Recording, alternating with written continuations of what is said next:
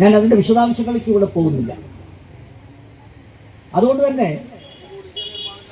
ജനങ്ങൾ ഇതിനെതിരായിട്ട് പ്രതികരിച്ചുകൊണ്ടോ പ്രതിഷേധിച്ചുകൊണ്ടോ മാത്രം അവരുടെ നയങ്ങളിൽ മാറ്റം വരുമെന്ന് നമുക്ക് വിചാരിക്കാനാവില്ല. ജനാധിപത്യത്തിൽ ജനകീയമായ അഭിപ്രായങ്ങൾക്ക്, ജനങ്ങളുടെ സമ്മർദ്ദങ്ങൾക്ക് ഭരണാധികാരികളുടെ നയങ്ങളെ തിരുത്താൻ ശക്തി ഉണ്ടായിരുന്നു. പക്ഷെ ആ കാലം കഴിഞ്ഞിരിക്കുന്നു. എന്ന് പറഞ്ഞാൽ ഇന്ത്യ ഔപചാരികമായി ജനാധിപത്യ രാഷ്ട്രമാണെന്ന് പറയുമ്പോഴും അതിൻ്റെ ഉള്ളടക്കം, അതിൻ്റെ ചൈതന്യം ചോർന്നു പോയിരിക്കുന്നു. അതൊരു ശൂന്യപാത്രമായി. അതുകൊണ്ട് ഇതുവരെ ഇതപര്യന്തം നമ്മൾ നടത്തിയ രാഷ്ട്രീയ പ്രവർത്തനത്തിൻ്റെ ശീലവും ശൈലിയും മാറാൻ സമയം വൈകിയിരിക്കുന്നു എന്നുള്ളതാണ് ഈ സവിശേഷമായ ചരിത്ര സന്ദർഭം നമ്മളോട് പറഞ്ഞുകൊണ്ടിരിക്കുന്നത്. ഇപ്പൊ കേരളത്തിലേക്ക് വന്നാൽ ഇപ്പൊ തെരഞ്ഞെടുപ്പ് കഴിഞ്ഞു, ഇടതുപക്ഷ മുന്നണി തോറ്റു എന്ന് പറഞ്ഞാൽ പോരാ, നന്നായി തോറ്റു. UDF അധികാരത്തിൽ വന്നു. ഒരു ഗവൺമെന്റ് അധികാരത്തിൽ വന്നാൽ ആദ്യം തന്നെ ആ ഗവൺമെന്റിനെതിരായി വിമർശനങ്ങൾ ഉന്നയിക്കുക, ആക്ഷേപങ്ങൾ പറയുക, പ്രക്ഷോഭങ്ങൾ നടത്തുക. ഇതൊക്കെ സാധാരണ രീതിയിൽ സാമാന്യ മര്യാദയ്ക്ക് നിരക്കുന്നല്ല. പക്ഷേ ഒരു ഗവൺമെന്റ് തുടങ്ങുമ്പോൾ തന്നെ, തുടക്കത്തിൽ തന്നെ അതേത് വഴിക്കാ പോണത് അല്ലേ? വണ്ടി സ്റ്റാർട്ട് ചെയ്യുമ്പോൾ അറിയാലോ നമ്മൾ ആ വണ്ടി ഏത് വഴിക്കാ പോകുന്നത് അല്ലേ? പൊന്നാനിക്കാണോ എടപ്പാളക്കാണോ ഏത് വഴിക്കാണ് വണ്ടി പോകുന്നതെന്ന് വണ്ടി സ്റ്റാർട്ട് ചെയ്ത് ആദ്യത്തെ തിരിക്കുമ്പോൾ മനസ്സിലാവും. അതുപോലെ ഈ ഭരണം ഏത് വഴിക്കാണ് സഞ്ചരിക്കാൻ പോകുന്നത് എന്ന് ഇതിനകം തന്നെ സുവ്യക്തമായി കഴിഞ്ഞിരിക്കുക. ഞാൻ ദീർഘമായ ഒരു പ്രസംഗത്തിന് കൊണ്ടിരുന്നില്ല. പക്ഷെ നമുക്കറിയാം, അവര് ജയിച്ച് മന്ത്രിസഭ സത്യപ്രതിജ്ഞ ചെയ്ത സന്ദർഭം നമ്മളൊന്ന് എടുക്കുക. അതിനെ ഒന്ന് അപഗ്രഹിച്ചാൽ, അപനിർമ്മിച്ചാൽ നമുക്ക് കാണാൻ കഴിയുന്നൊരു കാര്യമില്ല. ഇതൊരു പുതിയ ആശയമല്ല, നമ്മൾ ചർച്ച ചെയ്ത കാര്യമാണ് ഞാൻ പറഞ്ഞത്. ഒരു കാര്യം എന്തായിരുന്നു, സത്യപ്രതിജ്ഞാ ചടങ്ങിന് എത്തിയ ലീഗ് മന്ത്രിമാർ സാധാരണയിൽ നിന്ന് വ്യത്യസ്തമായി തൊപ്പി ധരിക്കാതെ, തൊപ്പി എന്ന് പറഞ്ഞാൽ എല്ലാവരും ധരിച്ചോളൊന്നും മുസ്ലിങ്ങളുടെ ഇടയിൽ നിയമമൊന്നുമില്ല. തൊപ്പിട്ടവരുണ്ടാവും, തൊപ്പില്ലാത്തവരുണ്ടാവും അല്ലേ? അപ്പം ഞാനൊക്കെ ഇവിടെ പൊന്നാനി വരുന്നതിന് മുമ്പ് കേട്ടത് പൊന്നാനി പോയി തൊപ്പിയില്ല. തൊപ്പില്ല എന്ന് പറഞ്ഞാൽ ഇസ്ലാം മതത്തിൽ ചെയ്യുകയാണ്. അപ്പോൾ ഇസ്ലാം മതത്തിൻ്റെ ഒരു എന്താ പറയുക, ഒരു അടയാളമാണ് ഇത് തൊപ്പി. അത് വയസ്സിൽ മുസ്ലിങ്ങൾ മാത്രമേ തൊപ്പില്ല, ബാക്കിയുള്ളവർ തൊപ്പില്ല. മുസ്ലിങ്ങൾ തന്നെ മുജാഹിദ് വിഭാഗം അത്ര തൊപ്പിക്ക് വലിയ നിർബന്ധമുള്ളവരല്ല. എന്നാൽ സുന്നി വിഭാഗത്തിൽ തൊപ്പി ഏതാണ്ട് ഒരു പ്രധാനപ്പെട്ട അടയാളമായിട്ട് പരിഗണിക്കുന്നവരാണ്. ഈ തൊപ്പി ഇട്ടിട്ടാണ് സാധാരണ സുന്നിയായാലും മുജാഹിദായാലും ലീഗുകാരുള്ളത് സത്യപ്രതിജ്ഞ. പഴയ ലീഗ് നേതാക്കന്മാരുടെ ചിത്രമൊക്കെ നമ്മൾ നോക്കൂ. CH മുഹമ്മദ് കോയ തൊപ്പിട്ടുള്ള അദ്ദേഹത്തിനെ കാണാം. ഔക്കാദർ കുട്ടിനെ തൊപ്പിയ, അഹമ്മദ് കുട്ടി കുരുക്കൾ തൊപ്പിയ, ഇബ്രാഹിം സുലൈമാൻ സേഖ് തൊപ്പി, ബനാത്ത് വാല തൊപ്പി. എന്തിനാ നമ്മുടെ ഈ അഹമ്മദ് വരെ തൊപ്പിട്ടിട്ടാണ് നടന്നത് അല്ലേ? പക്ഷെ ഇപ്പൊ നമ്മുടെ നാട്ടിൽ ഈ ഭരണത്തിൽ പങ്കാളികളാണെന്ന് മാത്രമല്ല, ഈ ഭരണം ഞങ്ങളാണ്, ഞങ്ങളുടെ കൈവെള്ളയിലാണ് എന്ന് അഹങ്കരിക്കുന്ന മുസ്ലിം ലീഗിന്റെ സമുന്നതരായ നേതാക്കന്മാർക്ക് തലയിൽ തൊപ്പി വെക്കാൻ കഴിയാത്ത ഒരു ഗതികേടിലേക്ക് ഈ കേരളത്തിലെ ഭരണം എത്തി എന്നുള്ളതാണ് ഈ സത്യപ്രതിജ്ഞ തെളിയിച്ച ഒരു സംഭവം. തൊപ്പി വെക്കണം എന്ന് നിർബന്ധമുള്ള ഒരാളല്ല ഞാൻ. പക്ഷേ നമ്മുടെ നാട്ടിൽ ആലോചിച്ച് നോക്കൂ, വ്യത്യസ്ത സമുദായക്കാർ വെച്ചു പുലർത്തുന്ന ആചാരങ്ങളും ആരാധനാ രീതികളും ജീവിതക്രമങ്ങളും വേഷഭൂഷാദികളും ഭക്ഷണ രീതികളുമൊന്നും ഇനിമുടെ നടക്കില്ല തങ്ങൾ പറഞ്ഞതിനനുസരിച്ച് വേഷം കെട്ടിക്കൊള്ളാം. തങ്ങൾ പറഞ്ഞത് മാത്രമേ ഭക്ഷണം കഴിക്കാവൂ. തങ്ങൾ പറഞ്ഞ മാതിരി ആരാധന നടത്താൻ പാടുള്ളൂ. പള്ളി കെട്ടാൻ പാടില്ല, പള്ളി ഒഴിക്കുകയാണ്. അല്ല തിരിച്ചാണ്. ഇങ്ങനെ നിർബന്ധപൂർവം ഒരു അധികാര കേന്ദ്രം വ്യത്യസ്ത മതവിശ്വാസങ്ങൾ വെച്ചു ഉയർത്തുന്ന ജനങ്ങളുടെ നെഞ്ചത്ത് കയറി നൃത്തം വയ്ക്കുന്ന ഒരു ദേശീയ സന്ദർഭത്തിൽ ലീഗിന് മന്ത്രിസ്ഥാനം ഉള്ള ഭരണ പങ്കാളിത്തമുള്ള ഒരു മന്ത്രിസഭ സത്യപ്രതിജ്ഞ ചെയ്തപ്പോൾ സാക്ഷാൽ ലീഗ് നേതാക്കന്മാർക്ക് തൊപ്പി വെക്കാൻ അവസരം കിട്ടിയില്ല എന്ന് പറഞ്ഞാൽ, തൊപ്പി ഊരി വെച്ചിട്ട് സത്യപ്രതിജ്ഞ ചെയ്യേണ്ടി വന്നു എന്ന് പറഞ്ഞാൽ അത് കാണിക്കുന്ന സൂചനയുണ്ട്. അതൊരു അടയാളമാണ്, അതൊരു സൂചനയാണ്. ഭാവി വരാനിരിക്കുന്ന ഭാവിയുടെ നമ്മെ ചകിതരാക്കുന്ന ഒരു സൂചനയാണ് സത്യപ്രതിജ്ഞാ ചടങ്ങില് ഈ തൊപ്പി ഊരിയുള്ള ലീഗുകാരുടെ പ്രകടനം. മാത്രമല്ല, ലീഗിന്റെ നേതാക്കന്മാർ ഈ തെരഞ്ഞെടുപ്പ് കാലത്ത് വിളിച്ചിരുന്ന പ്രധാനപ്പെട്ട ഉറക്കെന്താ? മതമാണ് പ്രശ്നം, അല്ലേ? മതമാണ് പ്രശ്നം. പക്ഷേ മന്ത്രിസ്ഥാനം കിട്ടേണ്ട സന്ദർഭം വന്നപ്പോൾ എന്താണ്? മതം പ്രശ്നമല്ല എന്ന ലീഗുകാർ പച്ചയ്ക്ക് പറയുക കൂടി ചെയ്തിരിക്കുന്നു. അങ്ങനെ ലീഗിന്റെ മുഖവും അവർക്കെന്തില്ല? മതവിശ്വാസവും ഇല്ല, അവർക്ക് പള്ളിയില്ല, ഇത് പഠിത്തമൊന്നുമില്ല എന്നുള്ളൊരു തെളിവാണ്. 4 മന്ത്രിസ്ഥാനം കിട്ടിയപ്പോൾ തൊപ്പിയല്ല, ട്രൗസർ വരെ പഠിച്ചാൽ അവർ ഊരി വെക്കാൻ ഒരുക്കമാണ്. അതല്ലേ കാണിച്ചത്. രണ്ടാമത്തെ കാര്യം എന്താണ്? അല്ലാഹുവിന്റെ നാമം പറഞ്ഞതിനോട് എന്താ പറഞ്ഞു? അത് മതവിവക്ഷയാണ്. ഞാൻ ചോദിക്കട്ടെ, മുസ്ലിങ്ങളുടെ വിശ്വാസപ്രകാരം ദൈവം അല്ലാഹു എന്നുള്ള വ്യത്യാസം എന്താ വ്യത്യാസം? ദൈവം ഒന്നല്ല, ഒരുപാട് ദൈവങ്ങളുണ്ട്. പക്ഷെ അല്ലാഹു ഒന്നല്ലോ. മനസ്സിലായോ? അതുകൊണ്ടാണ് ദൈവം എന്ന് പറഞ്ഞാൽ എന്താവില്ല? അല്ലാഹു ആവില്ല. അല്ലാഹു എന്ന് പറഞ്ഞാൽ അല്ലാഹു എന്ന് പറഞ്ഞു. അപ്പോ സ്വന്തം വിശ്വാസം എന്ത് എന്ന് വിശ്വാസത്തെ പിടിച്ചാണ്, വിശ്വാസത്തെ സാക്ഷി നിർത്തിക്കൊണ്ടാണ് സത്യപ്രതിജ്ഞ ചെയ്യുന്നത്. ഇത് മാലോകരം മുഴുവൻ കാണാം, ലോകം മുഴുവൻ കാണാം. അപ്പൊ മുസ്ലിം ലീഗിന്റെ 4 മന്ത്രിമാർക്ക് പോലും അവരുടെ വിശ്വാസത്തെ സാക്ഷി നിർത്തി സത്യപ്രതിജ്ഞ ചെയ്യാൻ കഴിയാത്ത ഒരു സാഹചര്യമാണ് CPM തോൽപ്പിച്ച് UDF അധികാരത്തിൽ വന്ന ആദ്യ ദിവസം മുതൽ കേരളത്തിൽ ഉണ്ടായിട്ടുള്ളത് എന്ന പരമയാഥാർത്ഥ്യത്തിന്റെ പരിക്കലാണ് ഇപ്പൊ നമ്മൾ വന്ന് നിൽക്കുന്നത്. എന്തൊക്കെയാ പറഞ്ഞിരുന്നത് ഞാൻ വിശദീകരിക്കേണ്ട ആവശ്യമില്ലല്ലോ. പോട്ടെ, നമ്മളെല്ലാവരും നമ്മുടെ മതചിഹ്നങ്ങളൊക്കെ മാറ്റിവെച്ച് അങ്ങനെയുണ്ടല്ലോ. ഓരോരുത്തരും തൊപ്പി വെക്കേണ്ടവർ തൊപ്പി വെക്കാതിരിക്കുക, പൊട്ടുമുക്കേണ്ടവർ പൊട്ടുമുക്കാതിരിക്കുക. എല്ലാവരും അവരവരുടെ മതചിഹ്നങ്ങൾ മാറ്റിവെച്ചിട്ട് ഒരു മാതൃക സൃഷ്ടിക്കാനാണ് ഞങ്ങൾ ഇതിന് തോന്നുന്നെങ്കിൽ ഈ ലീഗ് നേതാക്കന്മാർക്ക് ബാധ. മുഖ്യമന്ത്രി എങ്ങനെ സത്യപ്രതിജ്ഞ ചെയ്തു? അതൊക്കെ ചർച്ച ചെയ്യണം. ഇതൊന്നും നിസ്സാര കാര്യം ധരിക്കണ്ട. മുഖ്യമന്ത്രി എങ്ങനെയാ സത്യപ്രതിജ്ഞ ചെയ്തത്? വടശ്ശേരി ദാമോദര മേനോൻ മകനില്ല, വടശ്ശേരി ദാമോദര മേനോൻ സതീശൻ. മേനോൻ പതുക്കല്ല, മേനോൻ. ആരെങ്കിലും അറിയാത്തവരുണ്ട് വെച്ചാൽ, ആരെ കേൾക്കാത്തവരുണ്ട് വെച്ചാൽ എല്ലാവരും കേൾപ്പിക്കാൻ പറ്റും. എന്താ കാണിക്കുന്നത് എന്താ? 2 കാര്യങ്ങൾ അതിൽ കാണിക്കുന്നു. ഒന്ന്, ഇദ്ദേഹം പറഞ്ഞത് ഞാൻ എൻ്റെ അച്ഛനെ ഓർത്തു. അച്ഛനെ ഓർത്തു പോകുമ്പോൾ ദാമോദരൻ ഓർത്താൽ പോലെ, മേനോൻ ഓർക്കേണ്ട ആവശ്യമില്ല.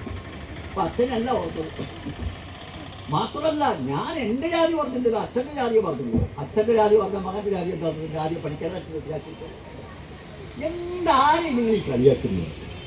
അപ്പൊ യഥാർത്ഥത്തിൽ അച്ഛൻ്റെ ജാതി പറയാനല്ല, അച്ഛനെ ഓർമ്മിക്കാനല്ല, താൻ മേനോനാണ് കേട്ടോ. ഈ മേനോൻ എന്ന് പറഞ്ഞാൽ നിങ്ങൾക്ക് എന്താന്ന് മനസ്സിലായിട്ടില്ല. നായർ മൂത്തിട്ടാണ് ഉണ്ടാവുക മേനോനാവുക. അത് അങ്ങനെ ഇരിക്കുന്നുണ്ട്. അതെ,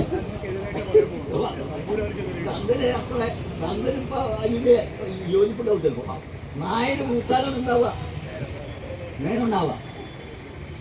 അപ്പൊ ഈ മേനോൻ എന്നത് വാല്, ജാതി വാല്. ഇത് വാല് സാധാരണ വാല് മുണ്ടിലിട്ടാലും പാൻറ്റിട്ടാലും വാലതിൻ്റെ ഉള്ളില് ചുറ്റി വെക്കാൻ പറ്റും. ഇതുവരെ ഇയാള് തൻ്റെ വാല് തൻ്റെ മുണ്ടിൻ്റെ ഉള്ളിൽ ചുരുട്ടി വെച്ചിരിക്കുകയായിരുന്നു. എന്നാൽ മുഖ്യമന്ത്രി ആയപ്പോൾ ആ വാല് ഉയർത്തിക്കാട്ടിയിട്ടാണ് അദ്ദേഹം സത്യപ്രതിജ്ഞ.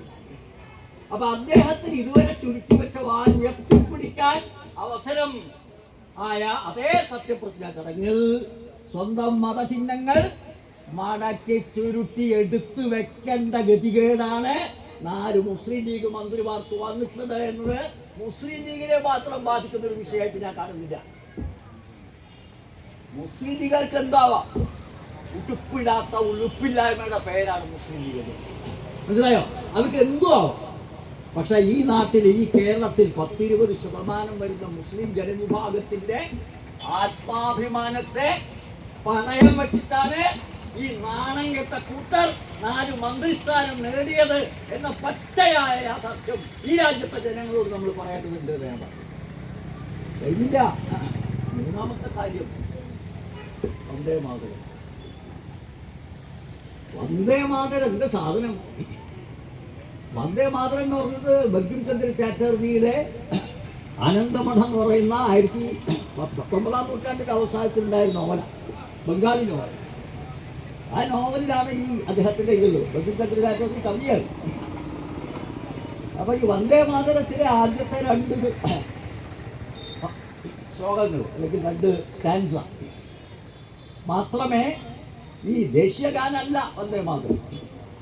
പക്ഷേ സ്വാതന്ത്ര്യ സമര കാലത്ത് തന്നെ ഈ പാടാറുണ്ട്, കോൺഗ്രസിന്റെ സമ്മേളനത്തിലൊക്കെ പാടാറുണ്ട്. എന്താ ദേശീയത എന്ന് പറഞ്ഞാൽ ഏതെങ്കിലും ഒരു സമുദായത്തിന്റെ ദേശമല്ല ഇത്. ദേശീയത എന്ന് പറഞ്ഞാൽ അർത്ഥം എന്താണ് ദേശം, എന്താണ് രാഷ്ട്രം? ഈ രാഷ്ട്രം എന്ന് പറയുന്നത് ഏതെങ്കിലും ഒരു സമുദായത്തിന്റെ അല്ല. അതാണ് ഇന്ത്യ. അതാണ് ഇന്ത്യ എന്ന ആശയം.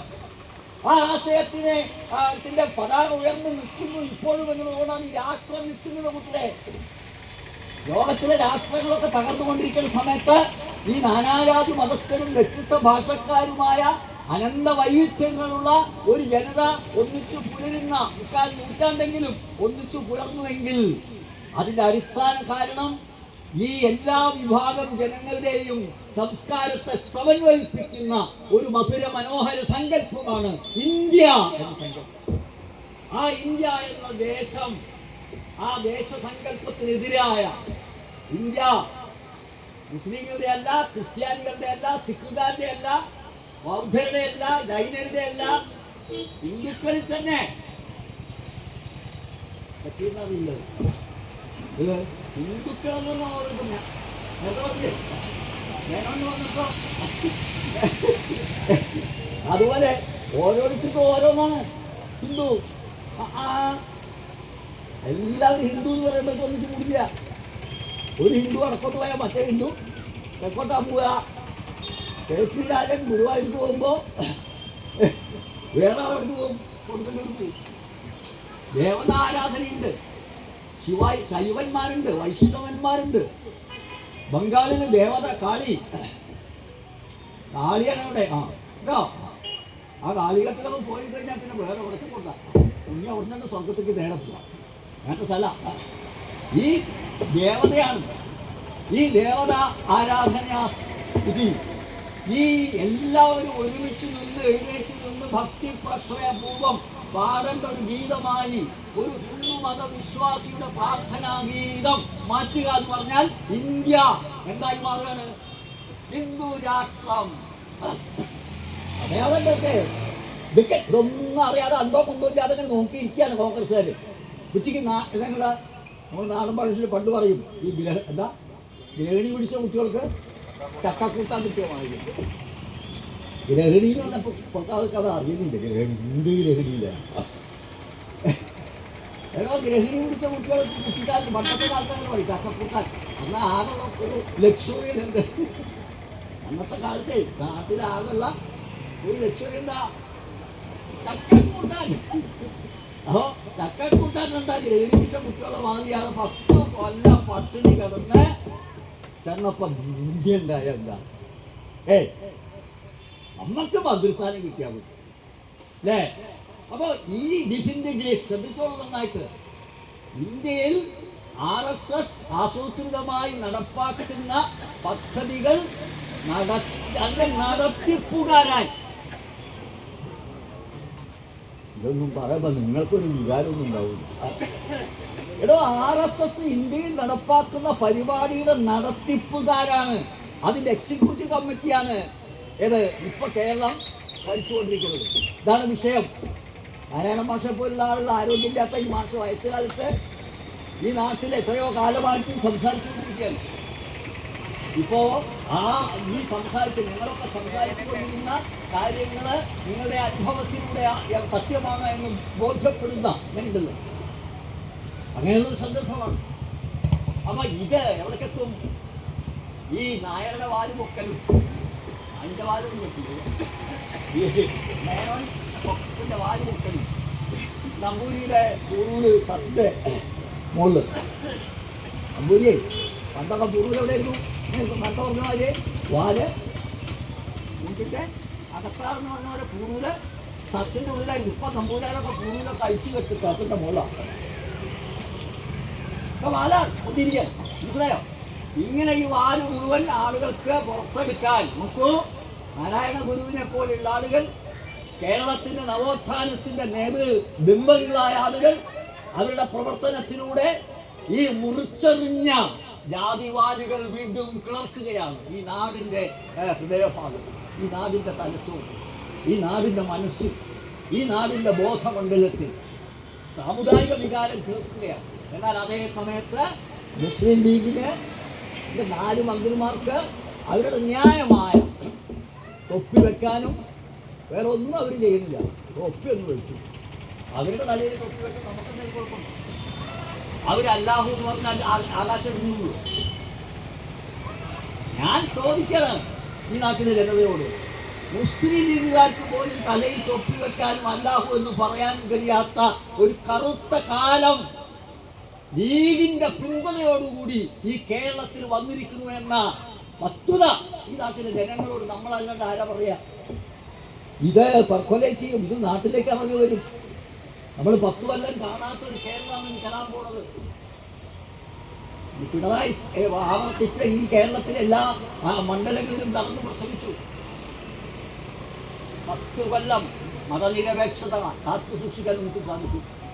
കലാപുണ്ടായില്ല, കൊലയും കൊള്ളയും വ്യക്തികൾ തമ്മിൽ ബുദ്ധിമുട്ടുണ്ടാവും, അത് വേറെ. ഇത് സാമുദായിക സംഘർഷങ്ങളില്ലാത്ത 10 കൊല്ലം കടന്നു പോയത്. എന്നാൽ ഇനി നോക്കിക്കോളൂ, സകല ഉണ്ടോ കണ്ടില്ലേ? ഈ തെരഞ്ഞെടുപ്പ് കാലത്ത് എന്തായിരുന്നു? പിണറായി വിജയൻ വെള്ളാപ്പള്ളി നടേശനെ ഹലോ, ഇതൊന്നും നിങ്ങൾ കാണുന്നില്ല, കേൾക്കുന്നില്ല, പത്രം വായിക്കുന്നു.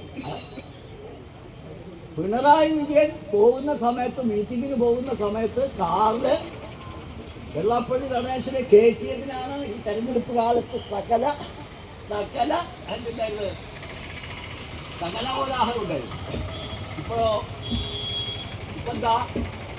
ഓരോരുത്തരും വെള്ളാപ്പള്ളി നടേശന്റെ മുമ്പിൽ ഗുരുവായൂർ അമ്പലത്തിൽ നട തുറക്കുന്ന സമയത്ത് ക്യൂ നിൽക്കുന്ന, അങ്ങനെ എനിക്കറിയില്ല, ഞാൻ പോയിട്ടില്ല, നട തുറക്കുന്ന ക്യൂ നിൽക്കില്ലേ?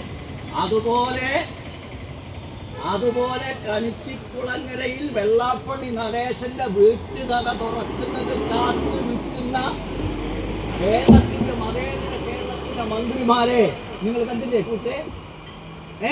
അപ്പോ ഇങ്ങനെ ഒരു കേരളത്തിലേക്കല്ല നാം 10 കൊല്ലം ഇങ്ങനെ ഒരു കേരളത്തെ അല്ല പ്രതീക്ഷിച്ചത്, വാർത്തെടുക്കാൻ ശ്രമിച്ചത്. നിർഭാഗ്യവശാൽ അത് തിരിച്ചറിയാൻ നമ്മുടെ നാട്ടിലെ ജനവിധി നമുക്കെതിരെ ജനവിധിയെ നമുക്ക് മാനിക്കണം. പക്ഷെ ജനവിധി മാനിക്കുന്നു എന്ന് പറഞ്ഞാൽ ആ ജനവിധി ശരിയാണെന്ന് അർത്ഥമില്ല. ജനങ്ങൾ നമുക്കെതിരായിട്ട് വിധി എഴുതി എന്നുള്ളത് നമ്മൾ തെറ്റും അവർ ശരി, അങ്ങനെയും കേട്ടോ. എന്നാൽ നരേന്ദ്രമോദി ശരിയും ബാക്കിയുള്ളവരൊക്കെ തെറ്റുക നമ്മൾക്കാൻ പറ്റുള്ളൂ. ജയിച്ചോര് ശരി, കേട്ടോര് തെറ്റ്, അങ്ങനെയില്ല. തോറ്റു എന്നുള്ളത് ശരിയാണ്, പക്ഷെ തോറ്റോര് തെറ്റ്, ജയിച്ചോര് ശരി, അത് ഏട്ടൻ്റെ കുഴിയിൽ പോയി പറഞ്ഞാൽ മതി. അതല്ല, അതുകൊണ്ട് നമ്മുടെ ശരി ഈ നാട്ടിലെ ജനങ്ങളെ ബോധ്യപ്പെടുത്തുന്നതിൽ നമുക്ക് വന്നു. ശ്രദ്ധക്കുറവ് വന്നു, കഴിവ് കുറവ് വന്നു, സഫലമാക്കാൻ സാധിച്ചില്ല, വിജയിപ്പിക്കാൻ സാധിച്ചില്ല. അത് നമ്മുടെ പരാജയം. അതിനർത്ഥം നമ്മുടെ ആശയങ്ങള്, നമ്മുടെ നിലപാടുകള്, നമ്മുടെ 10 കൊല്ലത്തെ ഗവൺമെന്റിന്റെ പദ്ധതികൾ ഇതൊക്കെ തെറ്റാണ് എന്നല്ല തോന്നിയിട്ടുള്ളത്. അതൊക്കെ ശരിയാണ് എന്ന് ആവർത്തിച്ച് തെളിയാൻ പോവാണ്. മാത്രമല്ല ആ 10 കൊല്ലത്തെ ഭരണത്തിന്റെ ഈ നാട്ടിലുണ്ടാക്കിയിട്ടുള്ള ഒരു റെക്കോർഡുണ്ട്. ആ റെക്കോർഡ് ഇങ്ങനെ മുന്നിൽ നിൽക്കുകയാണ്. ഇനി ജയിച്ച് ഭരണം തുടങ്ങുന്ന ഈ ഗവൺമെന്റിനെ വെല്ലുവിളിച്ചുകൊണ്ട് ഓരോ അടിവെപ്പിലും ഈ ഗവൺമെന്റിനെ തുറന്നു കാട്ടിക്കൊണ്ട് 10 കൊല്ലം പിണറായി വിജയന്റെ നേതൃത്വത്തിൽ കേരളത്തിൽ ഇടതുപക്ഷം നടത്തിയിട്ടുള്ള സമുജ്വലമായ ഭരണത്തിന്റെ ജ്വലിക്കുന്ന ഒരു റെക്കോർഡ് ഈ ഭരണത്തെ വെല്ലുവിളിച്ചുകൊണ്ടിരിക്കും. എത്ര കാലമായി കൃത്യമായി പെൻഷൻ കിട്ടിയില്ലേ? വലിയ പെരുന്നാളിന് പെൻഷൻ കിട്ടിയില്ല. ഇതുവരെ അങ്ങനെ ഉണ്ടായിട്ടുണ്ടോ? നമ്മളൊക്കെ ഭരിക്കണത് നമ്മുടെ കലാപം നടത്തുന്നത്. അപ്പോ പെൻഷൻ കിട്ടുന്നില്ല. ഇപ്പൊ തന്നെ തുടങ്ങി, ആദ്യത്തിൽ തന്നെ നമ്മൾ കണ്ടു. അതുകൊണ്ട് ഞാൻ പറയുന്നു, ഈ നേട്ടങ്ങൾ നിലനിർത്താൻ, വർദ്ധിച്ചു വരുന്ന വിലക്കയറ്റം തടയാൻ, ഇന്ധന വില തടയാൻ, സാമുദായിക സംഘർഷത്തിലേക്ക് രാജ്യത്തെ നയിക്കാനുള്ള സകല കുത്തിത്തിരിപ്പുകളെയും തടയാൻ RSSന്റെ ദേശീയ അജണ്ട കേരളത്തിൽ നടപ്പാക്കാൻ അച്ചാരം വാങ്ങിയിട്ടുള്ള ഈ നാണം കെട്ട മുന്നണിയുടെ ഭരണത്തിനെതിരായി ബഹുജന പ്രക്ഷോഭം കെട്ടഴിച്ചുവിടാൻ CPIM-ഉം ഇടതുപക്ഷ ജനാധിപത്യ മുന്നണി പ്രസ്ഥാനവും ഇറങ്ങിയിരിക്കുന്നു എന്നുള്ളതിന്റെ അടയാളമാണ് ഈ സായാഹ്ന ധർണ. ഇതിൽ പങ്കെടുത്ത എല്ലാവരെയും അഭിവാദ്യം ചെയ്തുകൊണ്ട് ഞാൻ അവസാനം